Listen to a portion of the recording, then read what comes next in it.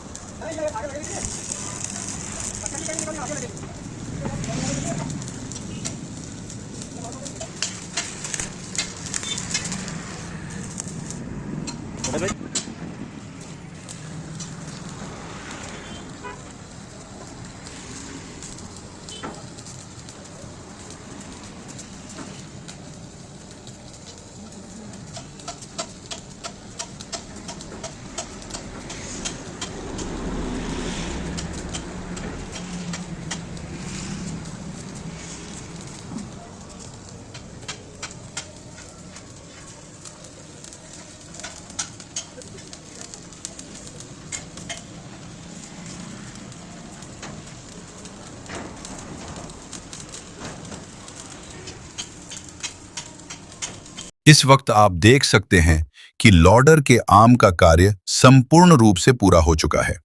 अब ये फिर से उपयोग के लिए तैयार है और ये मजबूत हो गया है। धन्यवाद साथियों, फिर मिलते हैं एक नई वीडियो के साथ। तब तक के लिए बने रहिए, देखिए रहिए आपका अपना प्रिय चैनल सरदार भाई बड़वानी।